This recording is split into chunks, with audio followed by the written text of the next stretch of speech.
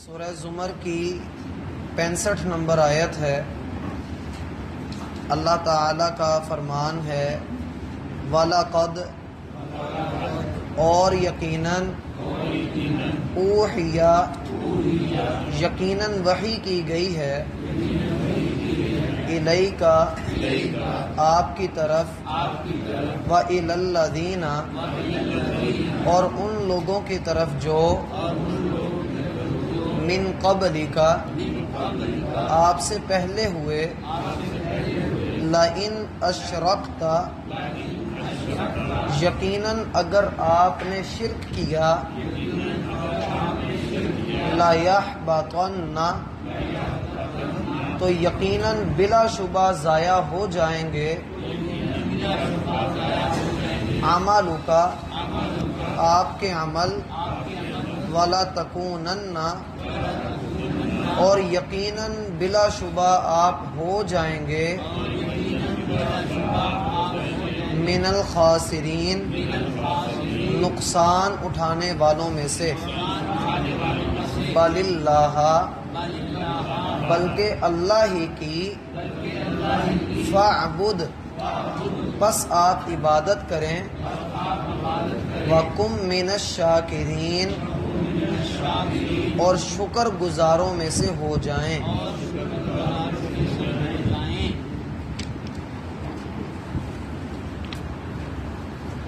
اللہ اکبر۔ احباب گرامی، اس رکوع کے آغاز کے ساتھ میں نے یہ عرض کیا تھا کہ اس میں اللہ تعالی توحید فی العبادات کے حوالے سے گفتگو فرمائیں گے۔ توحید فی العبادات یہ ہے کہ بندہ اللہ تعالی کی کوئی بھی بندگی کر رہا ہے، وہ جس طرح بھی اللہ تعالی کی عبادت کر رہا ہے وہ فقط اللہ کے لیے ہو۔ جس بندے میں شرک ہوتا ہے وہ اللہ تعالیٰ کو کامل نہیں مانتا، اس کا یہ خیال ہوتا ہے کہ اللہ ناقص ہے، نعوذ باللہ۔ اللہ تعالیٰ میں نعوذ باللہ کسی شے کی کمی ہے، اس لیے وہ اللہ تعالیٰ کے ساتھ دوسری ہستیوں کو شریک ٹھہراتا ہے۔ کاروبار میں دو شراکت کرنے والے اس لیے شراکت کرتے ہیں کہ ایک کے پاس محنت ہوتی ہے، تجربہ ہوتا ہے، وقت ہوتا ہے، لیکن پیسہ نہیں ہوتا۔ دوسرے کے پاس پیسہ موجود ہے لیکن اس کے پاس وقت نہیں ہے، تجربہ نہیں ہے۔ یہ دونوں آپس میں بیٹھ کر بات چیت طے کر لیتے ہیں، نفع نقصان میں برابر کا حصہ رکھ لیتے ہیں۔ ایک دونوں میں نقص ہے، دونوں میں کسی نہ کسی چیز کی کمی ہے۔ انسان یہ خیال کرتا ہے کہ جیسے مجھ میں کمیاں کوتاہیاں ہیں، نعوذ باللہ اسی طرح رب میں بھی ہے، اور اس لیے وہ دوسری ہستیوں کو پکارتا ہے، دوسری ہستیوں کے پیچھے جاتا ہے، ان کے در پہ سر رگڑتا ہے، آستانوں پہ جاتا ہے، گھوڑوں کو پوجتا ہے، گدھوں کے سامنے سر ٹیکتا ہے، قبروں کو سجدہ کرتا ہے، پتھروں کے آگے، پتھروں کی مورتیوں کے آگے آداب بجا لاتا ہے۔ اسے اس بات کا خیال نہیں ہوتا کہ وہ کر کیا رہا ہے۔ اللہ تعالیٰ کے ہاں ہر گناہ کی معافی ہے، ہر بڑے سے بڑے گناہ کو اللہ تعالیٰ معاف کر دے گا، لیکن اگر کسی کے نامہ اعمال میں کل قیامت کے دن شرک پایا گیا اس کی معافی نہیں۔ دنیا کے ہر گناہ کی معافی اللہ کے ہاں ہے، لیکن اگر سانسیں اس حال میں بند ہوئی کہ بندہ اللہ کے ساتھ دوسروں کو شریک ٹھہراتا تھا تو اللہ فرماتا ہے ان اللہ لا یغفر ان یشرک بہ، اللہ کبھی معاف نہیں کرے گا اس کو جس نے اللہ کے ساتھ شرک کیا، وَيَغْفِرُ مَا دُونَ ذَلِكَ مَن يَشَاءُ اور اس کے علاوہ جو کچھ ہوگا اللہ سب کو معاف کر دے گا جب اللہ چاہے گا۔ وَمَن يُشْرِكْ بِاللَّهِ فَقَدْ ضَلَّ ضَلَالًا بَعِيدًا جو شرک میں پڑے گا وہ دور کی گمراہی میں، بہت بڑی گمراہی میں جا گرے گا۔ سیدنا ابو بکر صدیق رضی اللہ عنہ کو نبی علیہ الصلوۃ والسلام نے یہ دعا سکھائی تھی کہ آپ کہا کریں اللہم انی اعوذ بک ان اشرک بک وانا اعلم، اے اللہ میں اس بات سے تیری پناہ چاہتا ہوں کہ میں جانتے بوجھتے تیرے ساتھ شرک کروں، وَأَسْتَغْفِرُكَ لِمَا لَا أَعْلَمُ، اور میں تیری بخشش کا طلبگار ہوں کہ اگر میں انجانے میں کوئی شرک کر بیٹھوں۔ شرک سے پناہ مانگیے۔ اور اللہ تعالیٰ نے یہاں پر جو اس وقت ہمارے سامنے جو آیت ہے ایک بہت بڑی بات کی طرف اشارہ کیا ہے۔ فرمایا وَلَقَدْ أُوحِيَ إِلَيْكَ وَإِلَى الَّذِينَ مِن قَبْلِكَ، اے محمد صلی اللہ علیہ وآلہ وسلم یقیناً بلا شبہ ہم نے آپ کی طرف جو وحی کی ہے وہ فقط آپ کے لیے نہیں بلکہ آپ سے پہلے بھی جو انبیاء تھے ان پر بھی ہم نے یہی وحی نازل کی تھی۔ اور وہ وحی جو قرآن جہاں پر اشارہ کر رہا ہے وہ وحی ہے 7ویں پارے کے اندر جو اللہ تعالیٰ نے تفصیل کے ساتھ بتایا کہ ہم نے کیسے وہ وحی کس کس کے اوپر بھیجی۔ اللہ تعالیٰ ارشاد فرماتے ہیں کہ ہم نے اپنے بندے زکریا، یحییٰ، عیسیٰ، الیاس، ایوب، یونس اور لوط اور موسیٰ، ہارون اور اسماعیل اور ابراہیم اور اسحاق، تقریباً 17 انبیاء کے اللہ تعالیٰ نے نام لیے، اور نام لینے کے بعد اللہ تعالیٰ ارشاد فرماتے ہیں وَلَوْ أَشْرَكُوا، اگر یہ لوگ بھی شرک کرتے لَحَبِطَ عَنْهُمْ، تو ان کے عمل بھی ضائع کر دیے جاتے ہیں۔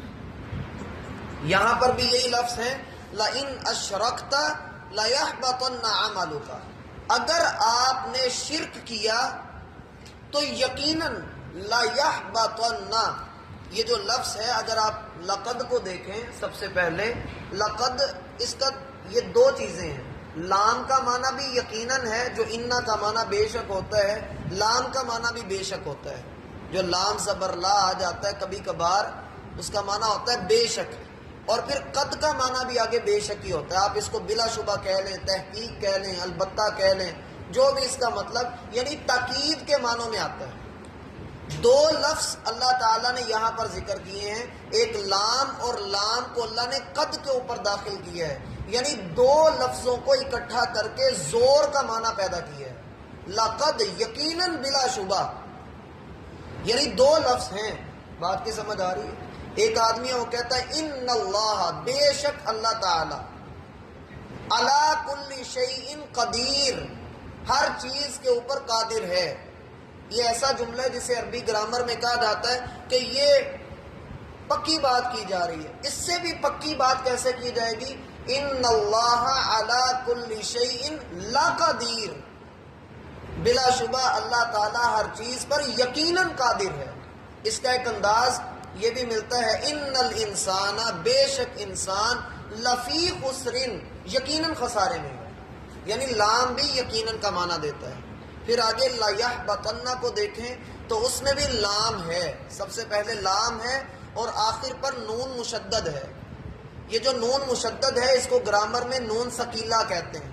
اس کا معنی بھی بلا شبہ ہوتا ہے، یقیناً ہوتا ہے، بے شک ہوتا ہے۔ یعنی اللہ تعالیٰ نے تاکید کے ساتھ، زور کے ساتھ اس بات کو بیان کیا ہے کہ اگر آپ شرک کرتے تو معافی کوئی نہیں ہونی تھی، ضرور بے ضرور آپ کے عمل بھی ضائع کر دیے جاتے۔ یہاں پر ایک اکثر سوال آتا ہے اور اہل علم اس میں دو رائے رکھتے ہیں کہ کیا اللہ کے نبی بھی شرک کر سکتے ہیں؟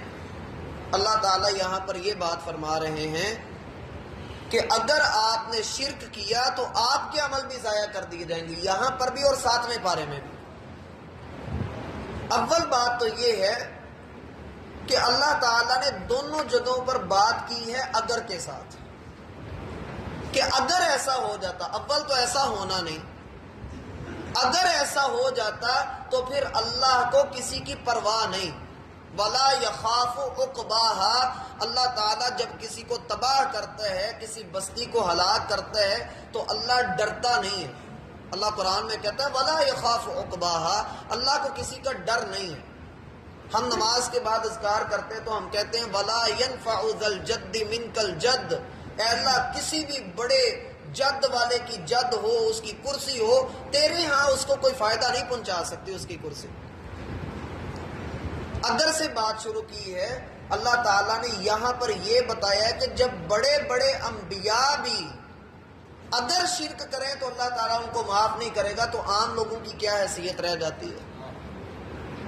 اور دوسرا جو جواب اہل علم نے اس کا دیا ہے وہ یہ دیا ہے کہ اللہ تعالیٰ نے یہاں پر سنایا اپنے نبیوں کو ہے، ڈرایا قوموں کو ہے۔ سنایا اپنے نبیوں کو ہے مگر ڈرایا اللہ نے حقیقت میں اپنی قوموں کو ہے کہ اگر تم لوگوں نے شرک کا ارتکاب کیا تو تم تباہ کر دیے جاؤ گے۔ اور تباہی کیا ہے؟ انسان کی ساری نیکیاں اکارت کر دی جائیں، صفر کر دی جائیں، کچھ ہے ہی نہیں ہے اس کے پاس۔ یہاں پر یہ بات بھی سمجھ میں آتی ہے کہ توحید کے بغیر کوئی نیکی بھی اللہ کے ہاں قبول نہیں ہے۔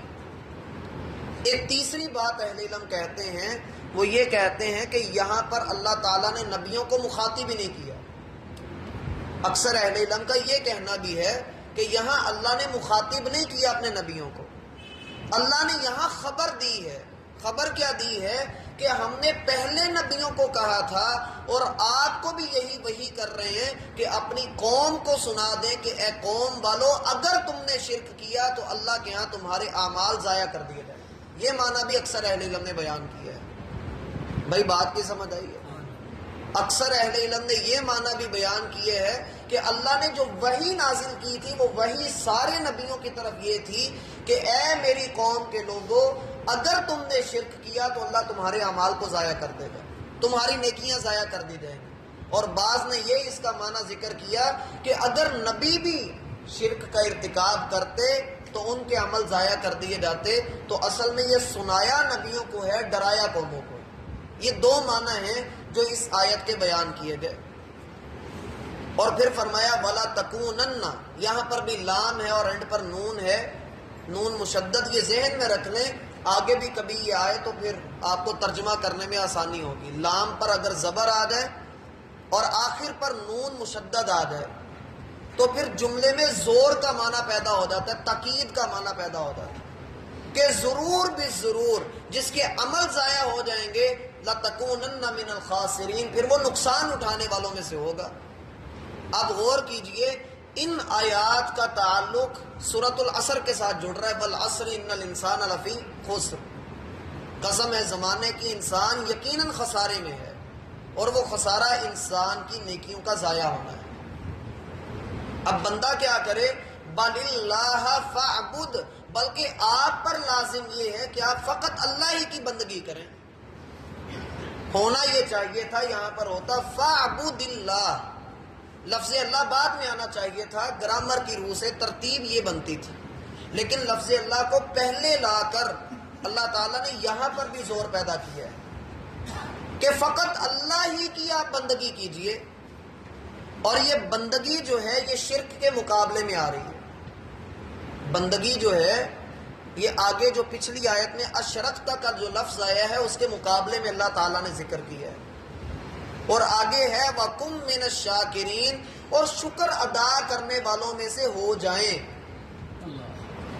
بندگی کرنی خود ہے اور پھر شکر ادا کرنے والا بھی بننا ہے۔ پچھلی آیت میں اس کے مقابلے میں لفظ ہے کہ پھر وہ نقصان اٹھانے والوں میں سے ہو جائے گا، گویا کہ خاسرین کے مقابلے میں شاکرین کا لفظ آیا ہے۔ بات کی سمجھ آ رہی ہے؟ فَعْبُدْ کے مقابلے میں اشرکتا ہے اور شاکرین کے مقابلے میں خاسرین ہے۔ گویا کہ یہ بتانا مقصود ہے کہ ہر عبادت کرنے والے کو شاکر بھی ہونا چاہیے، ہر عابد کو شاکر بھی ہونا چاہیے۔